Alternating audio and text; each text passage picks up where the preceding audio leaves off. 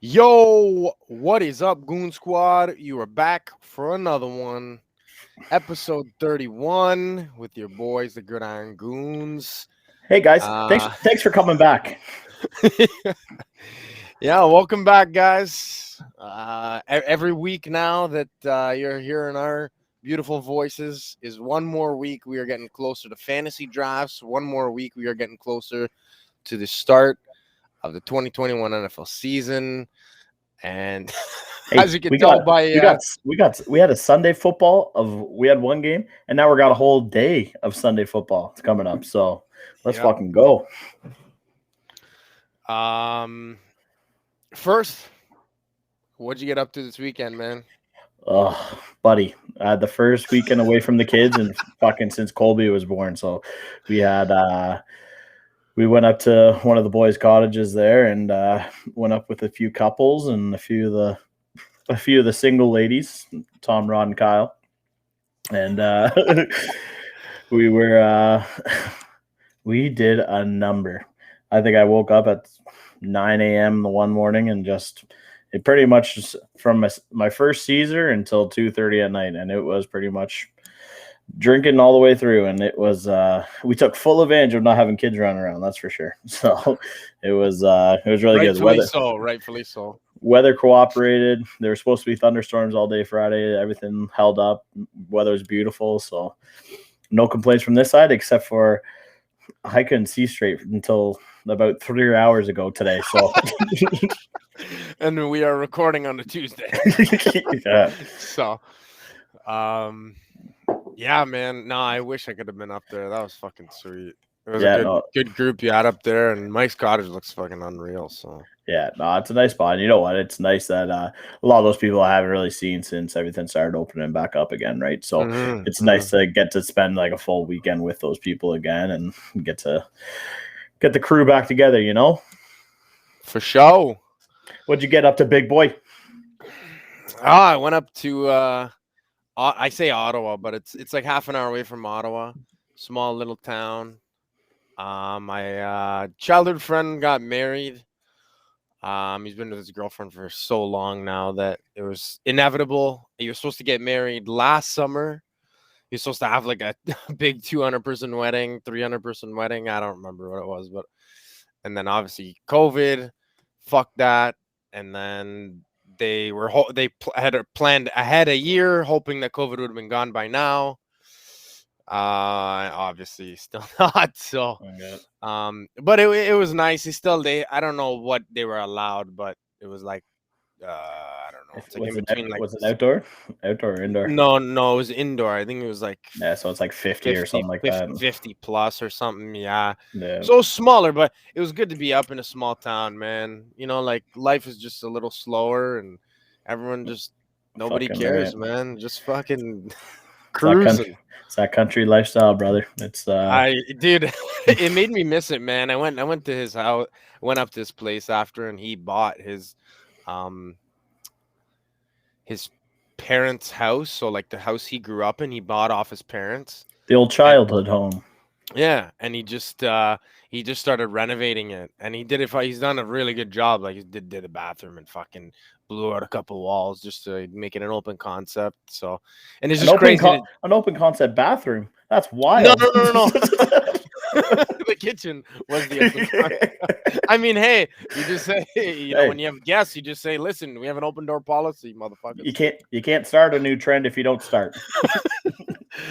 But no, it was just crazy to be in that house again, you know, like looking back, like I don't think the last time I was at that house has been like fucking 10 years, to be honest. Probably even longer, I'll be honest. Yeah. So, but it was great to see him and congrats to them. And that's basically all I did all weekend, man. Like just Friday, I basically packed all day when I got home from work and just, relaxed and shower, shaved. And then Saturday we had to drive up there early in the morning and then drove back on Sunday. And after being hungover from a fucking wedding the night before and a 4.5-hour drive home. Oh, buddy. All you want to do is be a slug on the couch anyway. So I don't know how you did my weekend was I don't know how you did 4.5. We did 3, and I wanted to pull over at least 12 times on the way home. Or just jump out and get hit by a transport. One of the two. Either one was fine. All right, boys and girls, enough with the boring shit. We got a big shout out today, the day of the recording, August 10th. The guy who's not here again. Coach, he's gonna get signed by TFC soon, actually. So we're here for the support. But a big happy birthday to our dude Declan. If you're watching us on YouTube, just took a big swig, but I'm gonna crack one here for you guys. There you go. Cheers, Decky. Light them up, and light your bong. Fucking hit the joints. happy birthday, D-Clan. And yeah, let's fucking get into some football. Fucking right. So we had our first game last Thursday. It was a football game, but it wasn't much of one. Let's just put it that way. I think it was like 16-6 the final or something. Steelers over the Cowboys. You saw a lot of familiar names. You saw a lot of names you probably had no idea who they are. So that's going to be a lot of the preseason, I think, for a lot of teams, especially with the extended regular season up to 17 opposed to 16. I think a lot of guys are just going to cruise through the preseason. Maybe you'll see a lot of your starters in the last game, but I mean, last year proved for a lot of teams with COVID having preseason canceled that like Buffalo was a perfect example, like had a new addition to the team and still had an excellent season without any preseason, no time to click. Who else? There was another team I had on the fuck. I can't think. There was another team who had a similar situation. It was a big piece of the Bucks. The Bucks. Oh, the Bucks. That's it was. The Super Bowl champions. Yeah. No, but seriously, like Tom Brady getting added to that team, and they also had a lot of other pieces added, but with Tom being a part of a completely new offense, a new playbook, new players, new literal everything. Yeah. And then goes out and wins the Super Bowl. So yeah, that's an even better example than the Bills. But I mean, then again, it's probably hurt a lot of teams last year. Teams that normally would have liked more opportunity and taken more time to gel and. Well, I think, and I kind of said this last year after the Niners had as many injuries as they did, is you didn't really get that much of a training camp, and if you did have a training camp, it wasn't as hard as. You weren't hitting, like you weren't going up against other teams. So there wasn't that competitive edge that you're trying to get over your opponent. So I don't think they're at 100% going into the season. So with all the injuries that the Niners had going into the season, I kind of was like, well, is this because there was no preseason? I was like, maybe like warming up before you jump into the game. You stretch, you do all your shit to warm up to get ready to play the game. Maybe it's the same idea. You play a few preseason to get warmed up before you're in a full game situation, right? So, yeah, no, it's a good point. But yeah, that Steelers game was pretty boring for the most part. I mean, I think so. Yeah, it was a 16-3 final, just to stat check ourselves. But I think the greatest play of the game was actually a punt. Yeah, legit. And you're like, what the fuck are this guy talking about? But there was a punt, I think it was the second quarter, that the punter literally nailed it. The kick landed on the 1 yard line, bounced 3 times, like one way, bounced the other way, and bounced another way, and then just literally stopped right on the 1 yard line. I've never seen a punt like it in my life. Like I've seen, the guy like pin it, straight dial it out of bounds right at the 1 yard line. You're like, okay, that was impressive. Straight, or you see the guy coughing it right to the corner. Yeah, or like the backspin where it rolls back to the 2, 3, maybe 4 yard line. You're like, damn, that was impressive. But this one, literally, I don't know.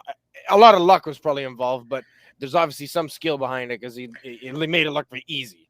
It takes a kicker to respect the kicker. Hey, punters and kickers are 2 different positions. Okay? Have some respect. But no, it was a tough one to watch, especially when you're so excited Yeah. to watch. You're so excited to watch football, but it was nice. Like even this week, like we had the Hall of Fame inductees, so you got to see a little bit of Megatron. You got to see Palomalu, and you got to see Peyton Manning throw his chirps around at every other fucking teammate he's ever played, or teammate that he's had, or rival that he's played against. And that was pretty cool. But just it was when you're jonesing for some football, that's not the football you really want to watch. So No, it was rough, but like we said, you know what? It was a little bit of football. It was one of those games that you just throw on, and you're on your phone, or you're fucking texting, or exactly. just on Instagram or Twitter, TikTok, whatever. Like you don't have to be fully dialed in for that one. But it was good. It was just good to see a little bit of football. So yeah. Yep. And then from that point on, this week we're into full-fledged preseason. So there's a lot going on this week. Getting ready Thursday, Friday, Saturday, and maybe Sunday. I can't remember. Talking tonight. We got the premiere happening tonight. Hard Knocks episode 1. We'll hit you guys up with a little recap next week of exactly what went down. But I'm not gonna lie, man. I get fucking fired up. Hard Knocks is the start of my fantasy season because I take the guy who's way too overhyped and I pick him in the draft. Oh god, that's why I try not to watch that shit. It just completely fucks with you. And we talked about this last episode, man. That you're riding high on the Cowboys this year, and I'm kind of thinking the opposite, especially now that Dak has he's coming off one of the pretty gruesome fucking injury on the ankle last year, and now he's dealing with a shoulder injury, and you're like, holy shit, man! Like the guy just can't catch a break. And I said I want to see them do well, but I think like if Dak isn't there at 100%, man, they're in trouble. I think Zeke proved that without Dak there, everyone's just going to blitz, and Zeke can't do what he's got to do. And then the receivers, the weapons that they do have there aren't getting the ball because they don't have a competent quarterback. So they also don't have who's the backup going to be if Dak does get injured or Dak is hurt going into the season. Like, is DiNucci really going to be your answer going into the season? No. Probably not. So I am definitely putting a lot on Dak to be that guy. But if it hits, it hits. Hopefully for your sake, it does. Well, it is. That's the one thing I do like about Hard Knocks is that you get a kind of little bit behind the scenes. Like I think this whole thing got way bigger. Like Hard Knocks was always a thing, but I think when the NHL had like the Winter Classic behind the scenes with like the Rangers or Philly or Detroit and Toronto, like I think that really brought out the behind the scenes of like being in the locker room and like getting to know guys off the field kind of thing. And you just get to meet all these new personalities. So like guys like CD Lamb, who is only his second year in the season or in the league, you're going to get to know him a little bit more. And chances are he's one of the guys I'm like, take him in the second, take CD Lamb in the second. He's going to be the top guy. But I was to say it was kind of Cam Akers last year, right? Like I was really high on him going in, but I liked what I saw out of him at Hard Knocks. So like you get that scouting look without being a scout. But I guess they also try and pump the tires of these guys at the same time. So that's the whole point of the show. And exactly, you are getting fucking reeled in like a fish, buddy. I fall for it every time. That's why I try not to pay attention to it, man. I going into draft, I just try to take the guys that I've had in my mind. You do your little bit of research, but I try not to bite the hype. Sleeper is bad on sending a fucking notification on anything. Oh my God, this guy made one catch today at training camp. Like, and the other guys didn't. And you're like, okay, like, why is that fucking news that you need to be sending to me on my cell phone? Yeah. like seriously, how many sleeper updates that you got? You're like, that's news. Like somebody reported that. Someone's job was to report that. Yeah. Well, that's the one thing. Like even in the draft, it was fucked up. I don't know if we talked about it on the episode, but like you're getting the sleeper was getting the updates before the draft was even getting the fucking. They were calling it out before the picks were even coming in. It's like, who's sitting in the back room just fucking plugging it away on fucking Sleeper? Yeah, well, And I was someone. Yeah, I was like, I gotta put my phone away, or I'm not even like, it's not even a surprise at this point.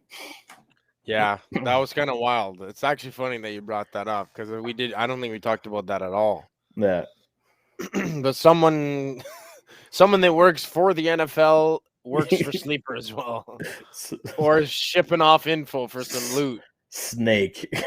Yeah, seriously. But no, just like just going off of kind of like the Cowboys and Hard Knocks and whatnot. I was talking to Lyle Blimpson and Tom, and they both said that I'm smoking some of Declan's special stuff because they don't think they also don't think Cowboys got a shot. So I'm this is definitely a long shot that I went for this year. I think you do that every year.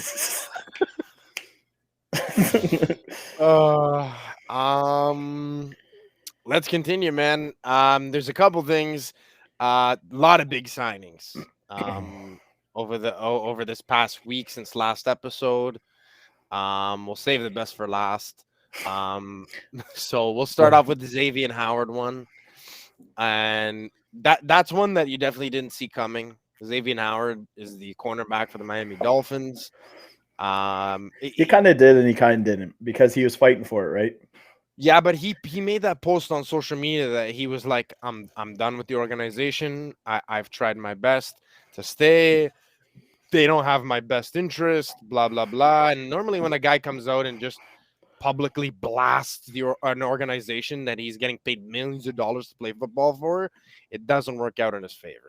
No. Yeah. So the fact that he did get his deal and he got exactly what he wanted, apparently, and he's staying in Miami. So I guess, 99% of the time you lose, and with the 1% you win, he's one of those winners. So yeah, I'm just surprised to see it. Yeah. But, he's a great player. He deserves it. He's one of the top corners in the league, and, he should be compensated as such. So, yeah. Well, and on the flip side, now you look at the Jags, who last year just drafted another corner, and you turn around 1 year later, and he's on the trading block. So CJ Henderson, he's another one that, like, you could see him on the move this year too, right? So yeah, I think there's going to be a lot of teams this year that are just going to have a lot of different moving parts, and you'll see, I think, maybe more trades before the deadline this year as opposed to last, just because of COVID and stuff. I think that it was a lot tougher for teams to, like, pull the trigger on some of those last minute deals or signing guys because of COVID with all the, like, protocols. It was just more of a fucking headache or a hassle. Yeah. So I think you will see a little more movement this year, but I mean, we'll see. That's it. So the second massive deal that we saw happen was Darius Leonard, linebacker for the Indianapolis Colts. Just stole Freddie's fucking thunder. Yeah, so your boy Fred Warner just got he was the highest inside linebacker pay wise. Yeah. I don't know about marijuana wise, but and then literally like a couple weeks later, Darius Leonard shows up and goes cha-ching, and yeah, there goes Fred Warner's claim to fame. Well, you knew it was going to happen too, right? And like, I think you look at guys like Devin Bush, and they're probably going to get up into that area too soon enough as well, right? So yeah, it was a 5-year, $98.5 million. So ooh, getting that bag. Basically looking at $20 million a year for a linebacker, which to me is still crazy. Like, I know that the cap goes up every year and so on and so forth, but I mean, I still think it's crazy that a linebacker's getting $20 million. I can think back to the days like 10 years ago when a quarterback getting paid $20 million was like, like making CNN news, let alone fucking breaking NFL news. Yeah. Like, it was Absolutely. crazy. So now to see, linebackers getting paid like that is just still kind of blowing my mind. But he deserves it, man. Like I said off air to you, I think Darius Leonard is one of the most underrated players in the league, not just defenders. I think in the league, he's the most underrated. Like, if you look stats wise, like this guy's topping every chart every year for defensive stats and just never gets the credit I think Yeah. that he definitely deserves.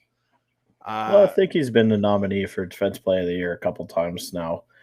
But it's just I think Indianapolis is just one of those, since Peyton left, they've been kind of like one of those lower market teams. They don't have as much hype around them just because they haven't been one of those teams that's going to be like the Kansas City Chiefs or the Tampa Bay Bucks, like just the team that has the hype around it. I just don't think they have that kind of hype, but they're a great fucking team. And depending on how this whole Wentz situation goes or their quarterback situation in general goes, there's potential for them to make a serious run out of this year. Yeah, let's hope Wentz comes back healthy and plays the way he's supposed to, because I was looking forward to him. So yeah, again, last but not least, my fucking boy, man. He got the bag. He's the richest guy in Buffalo now. He's the richest quarterback in the league, apparently. For guaranteed money, he is now getting paid higher than Mahomes. It's the deal was a 6-year, $258 million. 150 of that is guaranteed. So they were saying the breakdown was like 42 or 43 mil a year. I don't know. Fuck math. It's a lot of goddamn money. But they're saying guaranteed money, he's the highest paid quarterback, but like per year, he's second to Mahomes, which I think that's kind of the ballpark you're going to see him at. Obviously, I'm ecstatic. I think that, after last season, I think he's proved it. All 3 years he's been in the league, he has drastically improved.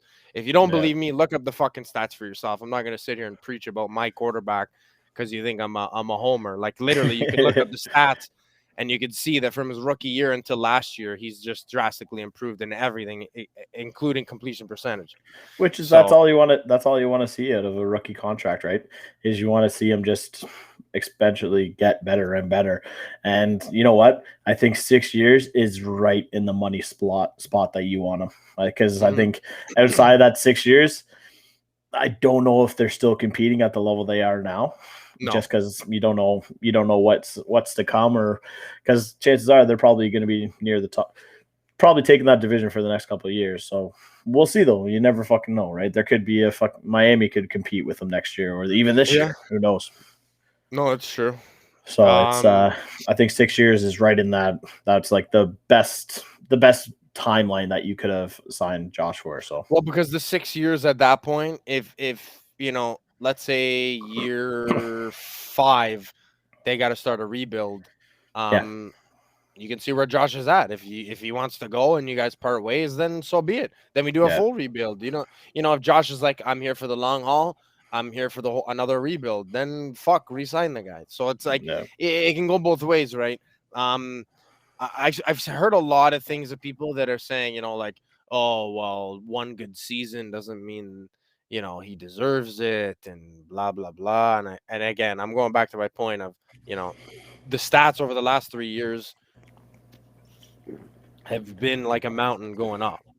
Yeah. So, and Josh is not the kind of guy, I think, to let money go to his head. If you've ever seen a Josh Allen interview, the guy is like the most humble and likable guy. I think I'm not saying the only, but one of those guys that is just like in the league that, you could just respect, even if you don't like the team he's on or you don't like him as a player, like just as a person, you're like, fuck, this guy's just a good guy, man. And he just appreciates the position that he's in, right? The opportunity he's been given.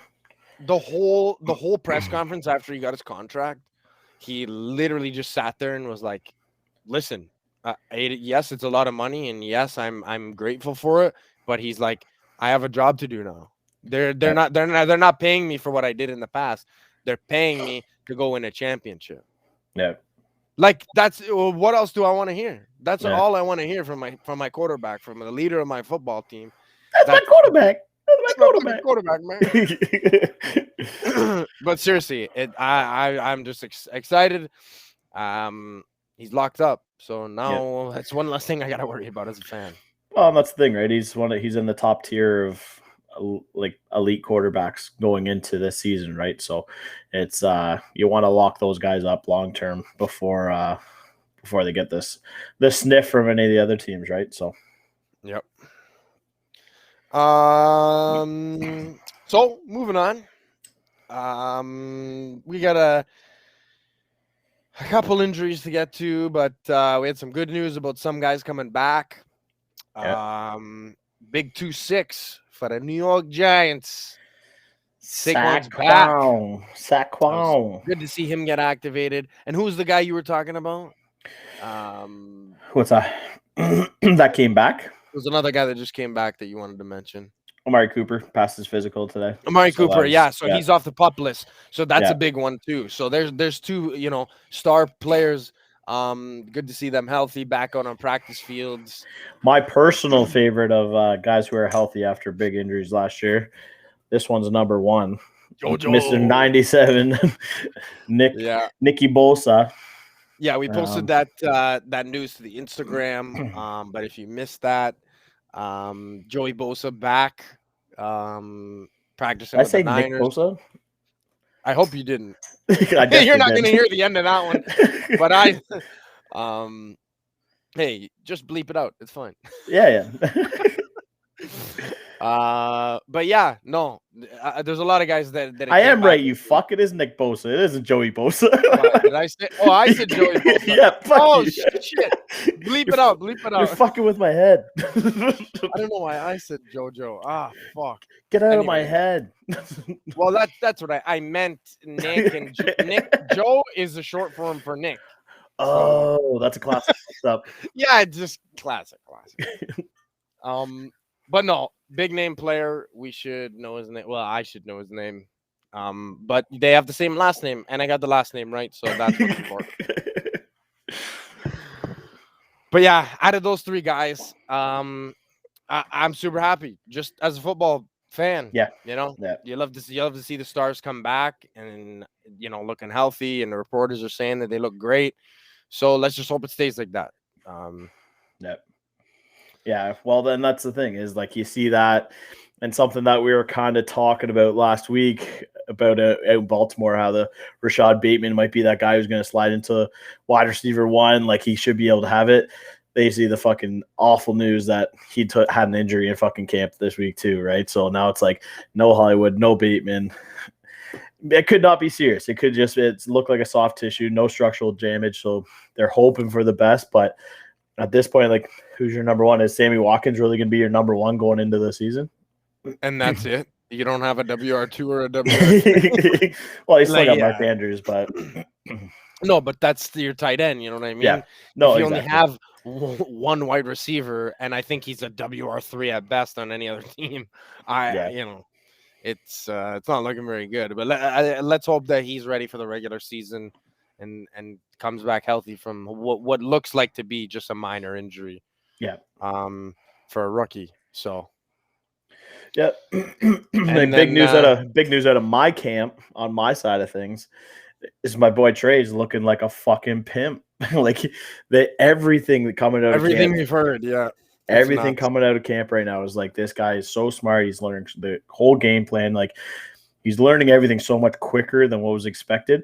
And Jimmy Garoppolo apparently looks the best he ever has in camp, which, smoke and mirrors, whatever the fuck you want to call it. But even him playing at his best right now isn't good enough to be looking better than Trey Lance right now. And Trey Lance he's just balling the fuck out. And like, if you've seen some of the throws that this guy's made in camp already, like him and Ayuk already have chemistry. Him and Debo look great. Apparently Kittle hasn't had the best camp, but Kittle's going to come out in the season and look great. And that's their passing game. Their passing game isn't supposed to even be good. It's their run game. That's like their patent is their run game, right? So if that's how it's looking and the defense is rolling, Niners are back, baby. Hey man, as a Niners fan, if that doesn't get your ding dong hard that both of your quarterbacks are literally looking the greatest they can, listen, that's only going to elevate your game. If you know the guy you're competing for a job with is playing better than you, you're going to play better, and it's like a ping pong match. They're just going to keep going, and again, as a Niner fan, that is the best case scenario for something like this. You just see the updates every day, and like it gets you excited. It gets you excited for the season after last year where you kind of lost hope after week 3. It was like, oh, there it goes. Well, I mean, and they've been showing a lot of stuff. The Trey Lance throw to Ayuk, the one down the sidelines, was like unbelievable, man. Like just that. It was like on the run at the start of the pylon to the end zone, along the sidelines, just right where it needed to be, man. And if that's how he's gonna, if that's how he's looked, then fuck, there's nothing else you can ask for besides, another guy in camp that looks fucking unbelievable. I don't know how Bill does his fucking camera tricks, but looks like Cam Newton can throw a fucking football again. Did you see his fucking tape the last couple of days? He's throwing 50-yard darts down the field as touchdowns to, I don't know who the fuck he's throwing it to. Maybe Kendrick Bourne or Jacoby Myers or fucking Nelson Aguilar. It's like, I think someone dressed up in a Cam Newton jersey. And that, dude, if you look at some of those videos, they're like blurry as shit. And like from a distance, I'm like, this is definitely a Bill Belichick trick. Okay, that is not Cam Newton. Well, fuck, you haven't seen Cam Newton throw a 50-yard bomb in like what? Since his second or third year? Yeah. Well, that's it, right? So it's crazy to see. Like, is that scary or is that good if you're a Pats fan? Like, are you seeing that? Like, oh, maybe things can turn around for Cam, but I still don't see it. But I saw that video today and I was like, oh, that's that's interesting. It was surprising. I'll say that. It was definitely surprising. But bad news at a Patriots camp. Hunter Henry injured. Chargers fans are all too familiar with that. Hunter Henry and his injury problems. So they said preseason too. This is right around that time. Like, he gets hurt every year. Apparently he'll be ready for week 1, but who knows? I mean, even if he is back, he'll probably get injured again. So then that leaves you Jonnu. with Jonnu, yeah. Sorry. And then you just you paid 2 tight ends and you're only going to have 1. Yeah. So there's another big waste of money that everyone got excited for about the Pats offense and everything, instant rebuild by signing all these guys. And sometimes it just doesn't work out, guys get injured and what you thought was a quick and easy rebuild. And if Cam is playing well, it might not work out if some of these guys are missing the pieces of the puzzle. Right. So at least for my sake, I hope not. Yeah, that's the last thing you want is to start competing with the Pats again in the fucking season. No, I ain't worried. I'm going to make another big money bet with Kyle.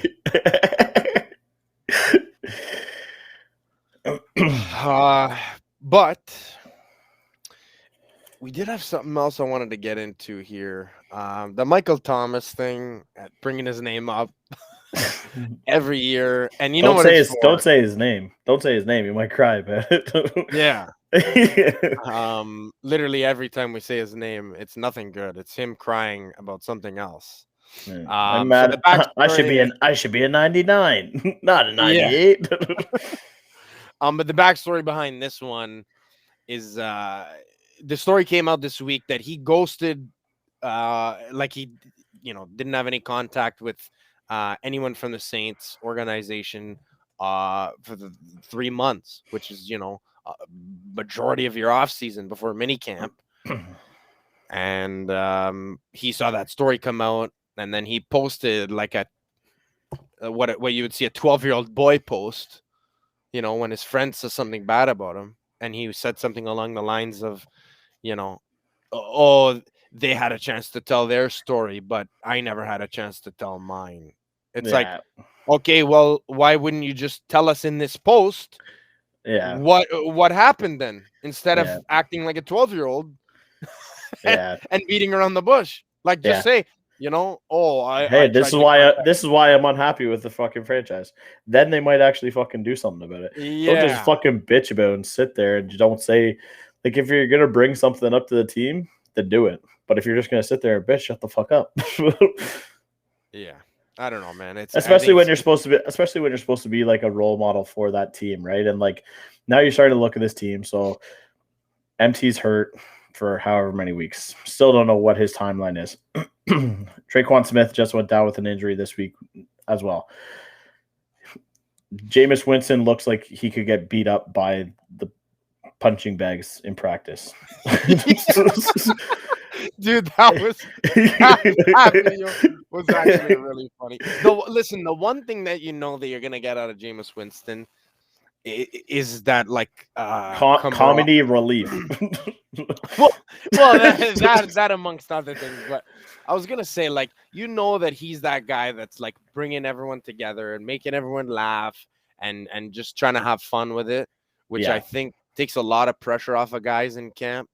Knowing that, I guess your supposed QB1 is just trying to make things fun, and enjoyable. But I don't think that's the Saints' attitude, though. I don't think the Saints have ever been that since Sean Payton's been there. It's been Bounty Gate. It's been this. It's been that. Like, they're not known as the team that has fun. They're the team that goes out and tries to fucking hurt people to win fucking football games.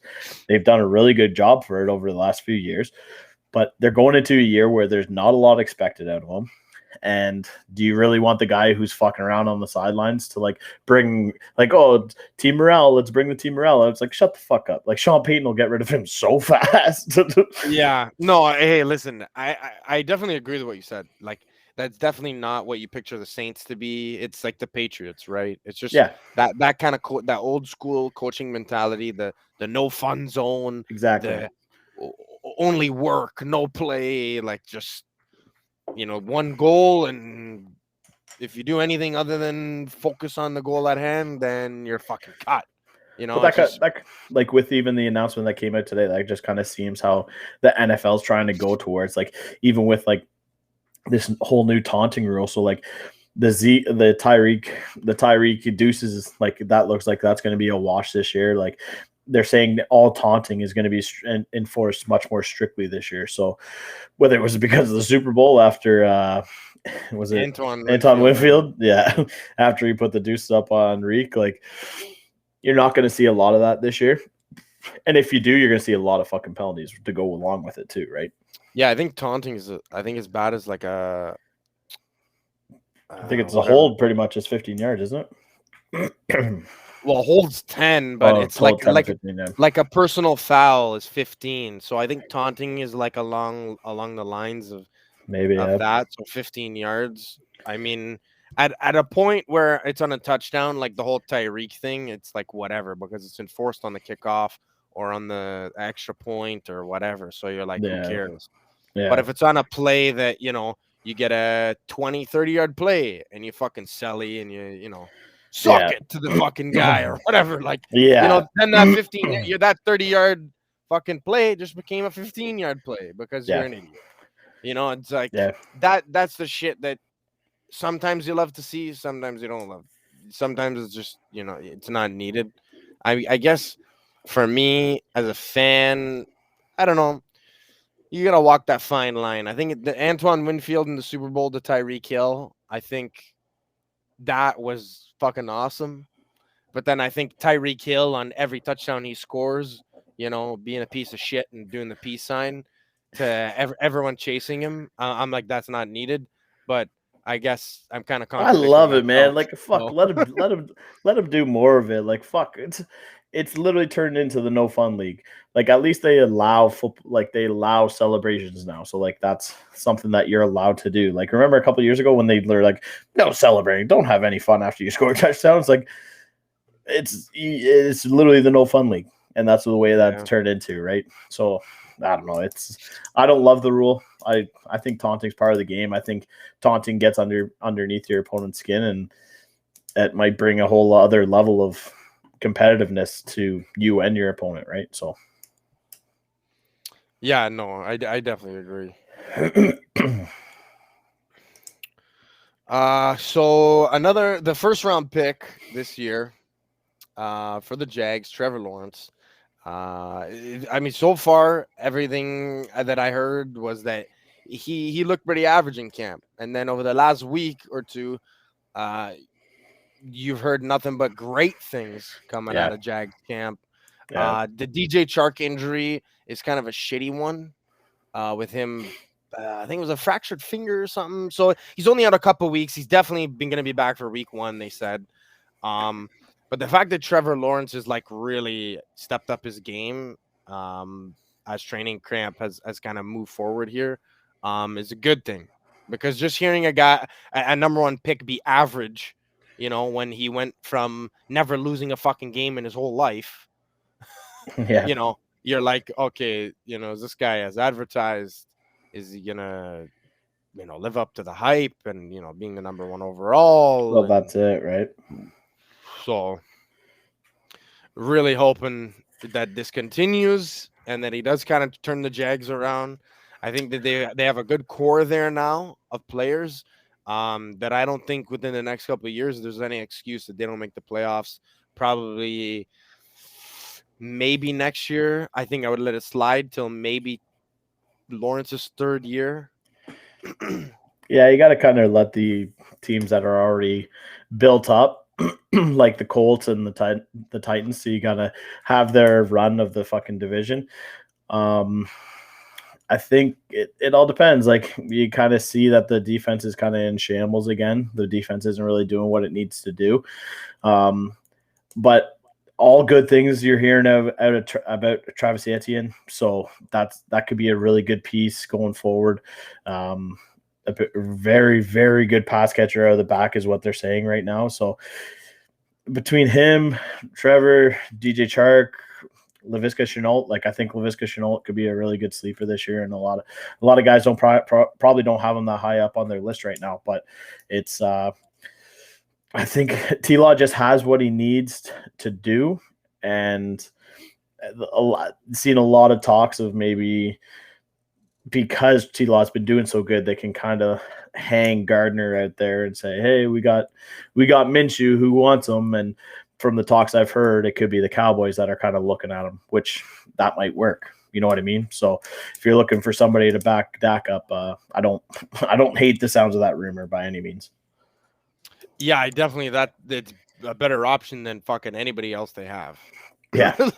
Even if it's maybe for 1 game or even 2 games, I'd give Gardner Minshew. Even if he wins 1, loses 1, who cares? Exactly. You're gonna lose both of them if you have any of the guys that are on your roster right now. So exactly, it's definitely not a horrible one. But yeah, no, I'm definitely looking forward to seeing what the Jags can do.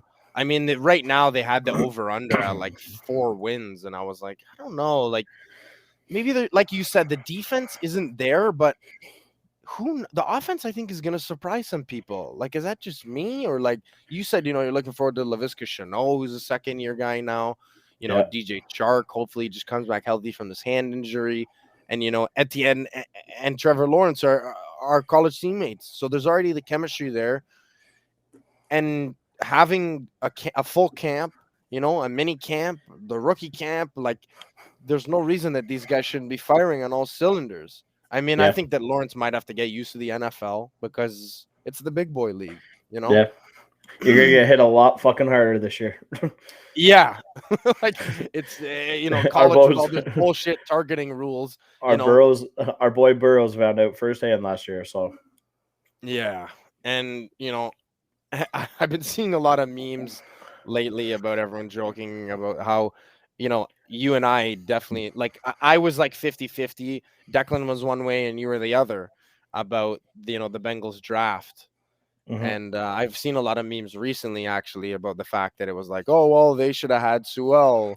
And instead they drafted Jamar Chase, who now Jamar Chase isn't looking so hot out of camp. He's not, the report today was that he's not creating as much separation as what they had seen in LSU and what they were hoping for at the NFL level. So that's not good news for the guy that you kind of reached on. It's funny because you have Justin Jefferson, who didn't really get that much separation in LSU. He was still great for LSU, don't get me wrong, but he didn't get the hype that Jamar Chase did.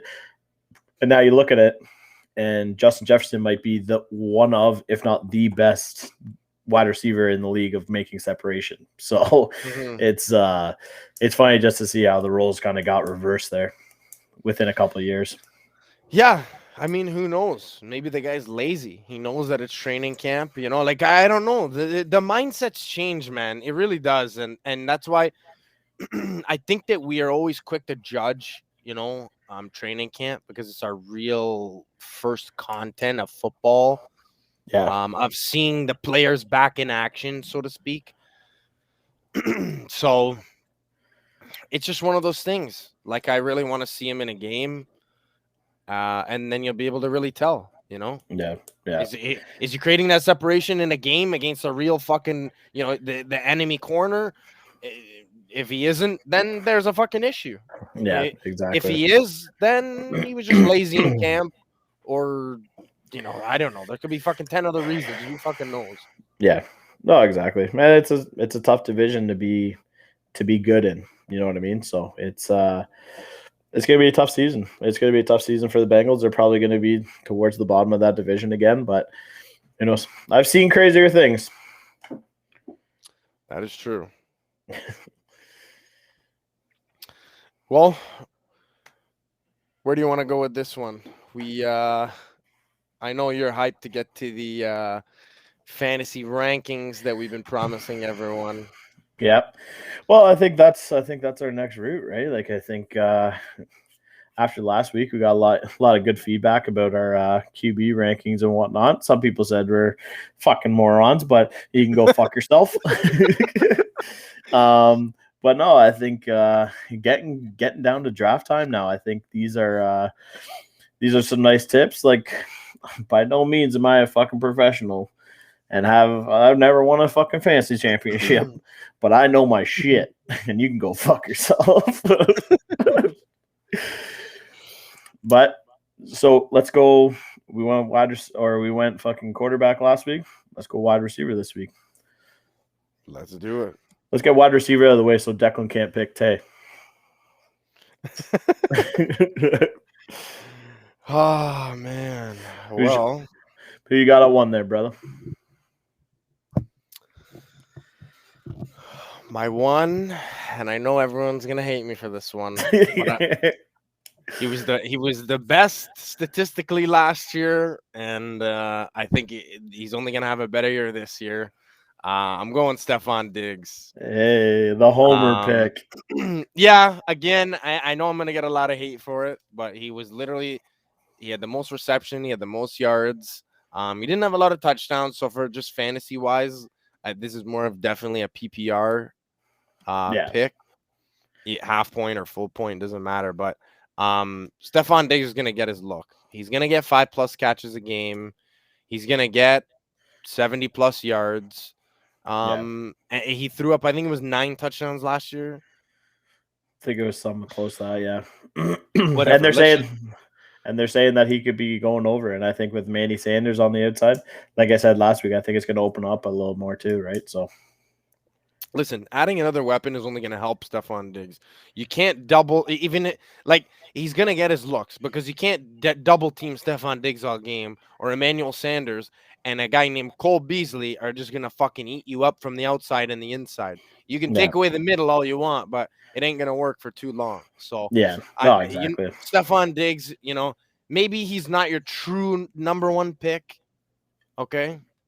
Hey, in fantasy, you don't always have to take true number ones. Yeah. Gotta follow your heart.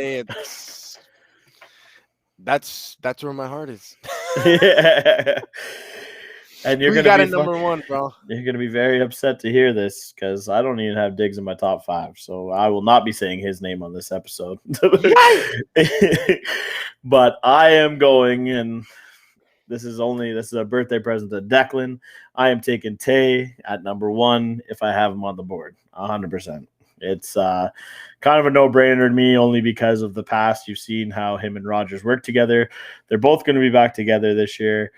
There's not a lot of other options in Green Bay, and Tay continues to do it. I still won't say he's the best wide receiver in the league, so Deck can go fuck yourself as well. But I do think if he's available on the board and I'm looking for a wide receiver in the first or second, he's probably the guy I'm swinging at first.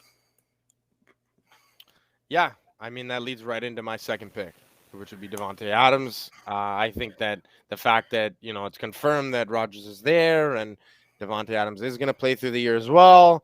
They're unstoppable together, man, and they've proved that for a long time now. So I mean, I think him and Stephon Diggs for me between 1 and 2 are interchangeable. Just Yeah. depends who's where and what you're feeling. To be honest, like it's personal preference at that point. But I think that Devante Adams is definitely, I think, the number one wide receiver in football with Aaron Rodgers. Yeah. If the rumors are true for next year, this is a side tangent, but I mean, if the rumors are true that he ends up in Las Vegas with Derek Carr, I'd like to see if Devante Adams being there really does elevate Derek If he Carr's is game, still or if if he is still Devante as Adams good. can be the number one, receiver in the league. So it's good to see though, and I think that definitely for this year that Devante Adams going first or second overall as a wide receiver in your fantasy draft is just a no brainer. It's it's an easy pick. So. Well, and my number 2 is probably the other guy who's competing 1, 2, 3. I think they're all relatively interchangeable as well. I'm going with Reek. There's so much upside to Reek. It's one of the most lethal offenses. You have the best quarterback essentially in the league. The chances of him breaking off for 3 70-yard touchdowns in a game is always a possibility. So, and Lovat felt that firsthand from me last year, putting up a lights 50 burger on him last year. But it was, he's so lethal. He's such a good wide receiver, and he expanded his game from just that streak wide receiver last year. He did so much more with the ball, and he was such a better all-around wide receiver last year that even in a PPR, he got the touches. He got what he needed to be in the lineup every week, regardless of who he was playing against. So that was my easy 2. And I'm going to kind of feed off of what you said with the quarterback situation. And if Devante goes to the Raiders, you'd like to see it. And for my guy at 4, you kind of didn't see it last year from getting the ball from Deshaun, now getting the ball from Kyler. You didn't really see the boost that you wanted to with D-Hop last year. So D-Hop's at my 4. I want to have who is him at higher. Your 3? Oh, no, sorry, 3. He's at 3. So it's Tay, Reek. Yeah. Are you saving 3 for the end? You're fucking with everybody? Yeah, just fucking with everybody. But no, so I got D-Hop at 3. I didn't love what I saw last year. I think it's more just on a Cliff Kingsbury play calling. When he has the opportunity to run with a running quarterback, it's kind of like the Cam Newton effect where he can run the ball in. So he's probably going to do that if they're within like the 5-yard line. So D-Hop doesn't really get any of those like corner routes or anything like that he's so good at. And firsthand how good he is at them or going up and getting that ball, right? So yeah, D-Hop, I got him slid at 3. Hey, you told me my first pick was crazy and he's not even on your list. So I'll tell you that your third pick is not even on my list. I just don't have the confidence in Kyler Murray. I think I'm still not like sold. Like, do I think he's a good quarterback? Yes. Do I think he can be a great quarterback? I think the potential is there, but I just need to see the greatness before I get sold on all these other guys because, D-Hop is going to get his catches. He's going to get his yards, of course. But do I think that he's good enough for top 5 this year? No, but I think that's not because of his personal abilities. I think that's more on his quarterback and, like you said, the play calling. But I'm gonna go with my number 3 is your number 2, Tyreek Hill. That's an easy pick. I don't even need to explain it. It's really just a no-brainer. He's gonna get the yards, he's gonna get the catches, he's gonna get the touchdowns on a phenomenal team. And yeah, like I said, doesn't even need to be explained. So give us your number 4. Well, this is where I think 4 or 5 is where everyone's fucking 4 or 5. I think the top 3 top three are going to be relatively the same. But 4 or 5, I think this is where things might get a little crazy. But at 4, I got my fucking boy Calvin Ridley. And I fucking pumped his tires all fucking year last year. And there's a lot of guys that you wanted to do so well. Yeah. You're still gonna ride him, eh? He did fucking amazing last year. There's nothing, you can't say too much bad about Calvin Ridley. Yes, he might have put up a fucking 0 in 1 week. But other than that, he was a very serviceable wide receiver 1. Like, you could have had him as your wide receiver 1 if you had another good wide receiver 2 who was potentially a wide receiver 1, like just got a lot of looks and whatnot. But yeah, I think he's as he is now wide receiver 1, he is one of the best wide receivers in the league. He is great at route running. He's just, I don't think it's so much his ability this year. I think it's just on Matty Ice and what he's got going for him this year. And if Matty Ice is still going, you got Kyle Pitts kind of taking some attention off of Calvin Ridley anyways. Julio gone now. Yeah, Julio's gone. So I think Calvin Ridley as the wide receiver 1 in Atlanta, that is obviously going to be very pass heavy, because are you really going to count on Mike Brown to be your RB1 and run the ball every down? Probably not. So I think Calvin Ridley, just in that offense and the way that Matty Ice plays, he's going to get a fucking ton of looks all season. Mm-hmm. No, it's a good take, man. My 4 might surprise some people. And this is kind of going off of a take that I kind of explained last week. A guy named Justin Herbert. I think he's poised for a breakout season.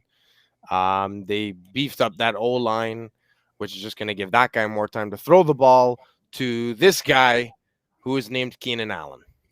I think the Chargers are bound for the playoffs. I think that they're going to have a great season behind Herbert and a veteran guy in Keenan Allen. And Keenan Allen has always been a guy who's just caught a lot of footballs, man, and very underrated guy. Like, he really is. He never gets that talk of a top 5 or a top 3, or, I don't think he's the top 3. I'd definitely say he's top 5. That's why I made it to my 4. But he's going to keep getting his looks out there in Los Angeles. I think he's poised for, he did crazy shit last year. He had, like 7+ catches a game for majority of the season. I know the yards aren't as crazy, but in a PPR, the catch can make up for some of those lesser yard games. And he's good for a touchdown every couple of games as well. So, I mean, I'm excited for the Chargers just as I was for the Colts before all their injury problems. So I'm hoping that Keenan Allen can ride the coattails of a good Justin Herbert season. Yeah, no, I 100%. I like the call, because I do agree. Just volume alone, Keenan Allen's a great pick, because in a PPR, you can deal with the 11 catches that he gets in a game, or the 17 looks that he gets in a game. You know what I mean? Like, the looks are going to be there regardless. I don't know if I agree with his statement last year where he's the best route runner in the game, but no, he's up there. He's up there, but absolutely. Like, I think you got the best route runner at your number 1. I think Diggs is your best route runner in the league. But it's I do like the pick. There's other weapons with the Chargers that can pull some pressure off him. Like, who knows if Mike Williams can stay healthy? Who's the 7-foot giant that they have on fucking tight end this year? Like, and Austin Eckler is going to be getting looks off the passes as well too, right? So that's I think he's the guy that I'm looking, not in my top 5, but he'd be very close to making it in there. Round it out, buddy. All right. And I know this is kind of feeding off of what my last pick was. I know who you're going with. But I am going with AJ Brown. Carv's going to have a fucking rock hard fucking boner after this Ding one. dong. But I think AJ Brown's my guy. He's going to round out my top 5 this year. I just think I don't think Julio's going to do much for the Titans. Like I said, I think you might look 5 years down the road and be like, oh yeah, Julio Jones played for the Titans. Like I don't expect a lot out of Julio this year. But I think he will draw enough attention to open AJ Brown up enough. Plus you already have Derrick Henry. You just have the weapons there. He did really well as Corey Davis as the number 2. I love AJ Brown. For 5, it was AJ Brown or DK Metcalf. Those are my 2 guys because those are both.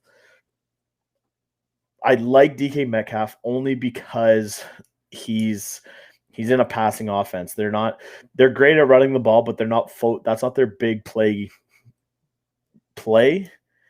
It's not going to the run. It's going for the long ball, and DK is that guy. But I think just the volume, and I think you're going to see a lot of Tannehill throwing the ball this year. I think AJ Brown is a great 5. If he's the 5th wide receiver off the board, I think he did really well. Yeah, no, it's a good take. It's going to be interesting to see how that dynamic plays out in Tennessee. My 5 has been up in the air.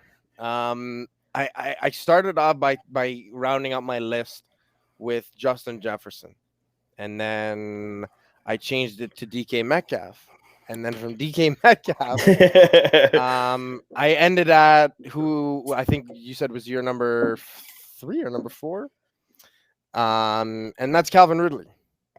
I really think that he is poised for that season that proves and takes him to the next level. I think that Matty Ice still has it. I know they're not the same Atlanta Falcons that made it to the Super Bowl and obviously inevitably blew it, but they still made it to the Super Bowl and were up 28-3 at one point. I think that he still has a lot to give the game, and I think that Calvin Ridley and Matty Ice now has that new weapon in Kyle Pitts. I think that it's going to give him a kind of like a fresh look, a little bit of a restart, I think for Matty Ice. And then I think that just gives, Calvin Ridley more confidence behind his revitalized quarterback. Kyle Pitts being there brings, some youth and just, I think that I don't think that the Falcons are going to be very good this season, but even if it's a lot of garbage time looks for Calvin Ridley, who cares? In fantasy football, you're not picking which team wins and which team loses. You're picking which team you think, or which player you think is going to get you the most stats, which equal the points. So I think that Calvin Ridley is going to get a lot of points this year. He's going to get a lot of looks now that Julio's gone.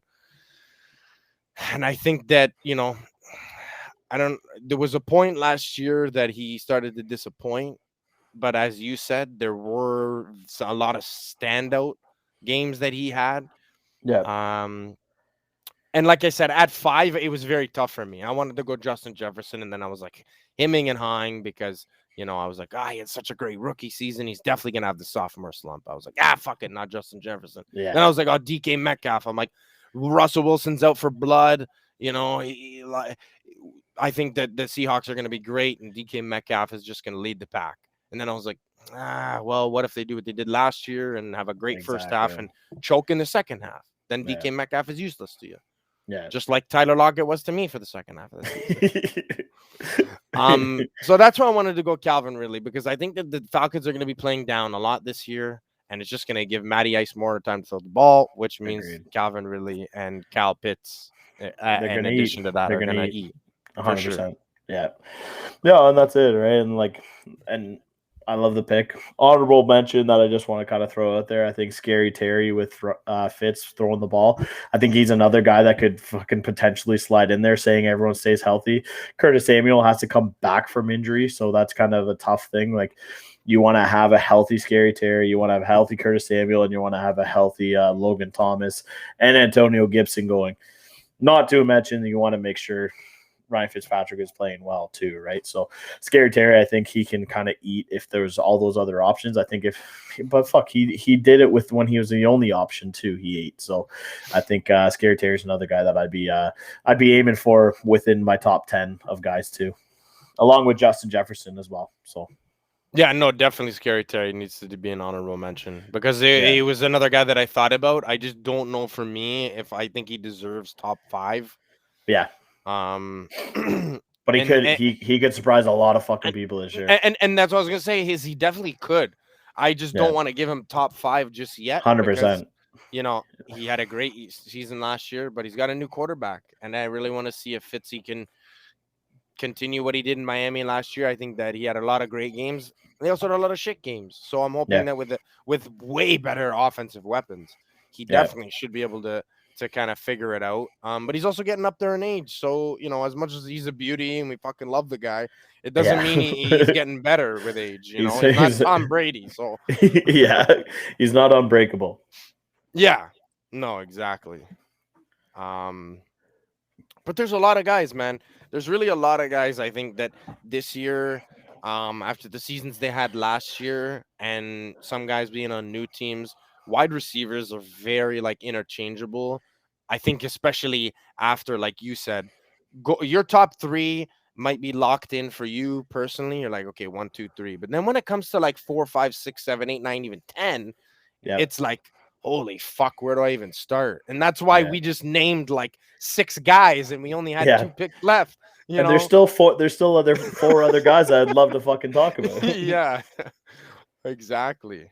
And you always have these rookies that could, like a Justin Jefferson, that could come out of fucking nowhere. So like there's always the sleepers. Like I think CD Lamb is one of those guys. Like his ADP is really high right now. It's above Omari Cooper's, which I don't agree with because Omari Cooper's still technically your wide receiver 1. I'd assume.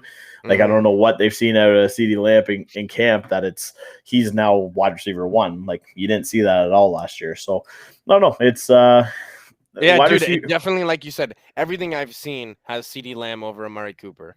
Yeah, everything. It's just crazy and it's wild because Omari Cooper's solidified. He's a proven good wide receiver, and he just has a case of the dropsies sometimes. But it's wild to just like even some of the guys that you see super low, like you see Cooper Kupp, you see Robert Woods, Michael Thomas, Deontay Johnson, like these DJ Moore. Like DJ Moore is ranked at like what's he at right now? DJ Moore is ranked as the wide receiver 23, 58th overall. He's the number one. He's the number 1 target in Carolina this year. Yeah, and with a new QB there, I think he'll do well. I mean, Adam Thielen.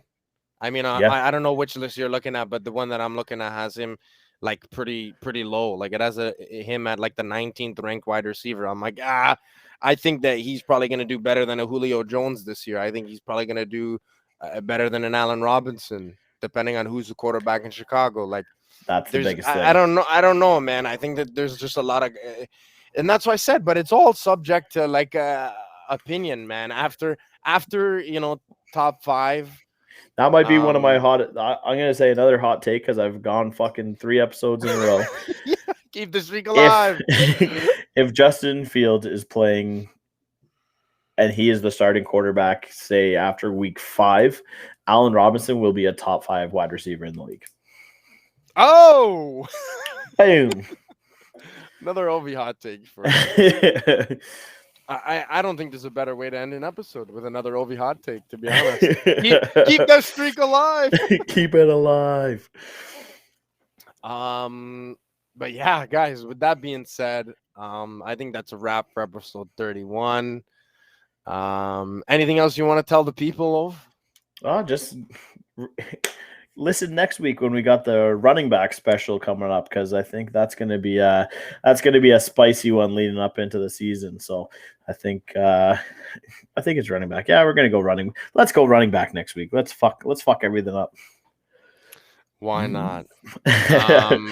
So episode 32 next week. The running back fantasy draft special.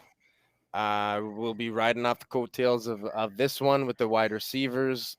Thanks for coming back again, guys. Can't thank you enough week in, week out. make sure you stay up to date on the socials. YouTube, just search Gridiron Goons. Spotify, your Dean Blundell Network, your Apple Music, your anywhere you listen to your podcasts, we're on there. Instagram, gridiron.goons, Twitter, goons gridiron. And I think that's it. Yeah. I nailed it. Hey, you fucking nailed that, brother. You're back in the swing of it. Hey, there you go. 3 episodes back. There Third we time's go. the charm, boys and It's all girls. it's all it takes sometimes. Well, for us here at the Gridiron Goons, again, thank you for coming back, and we'll see you next week, guys. Boys and girls, I love you. Wow. Peace.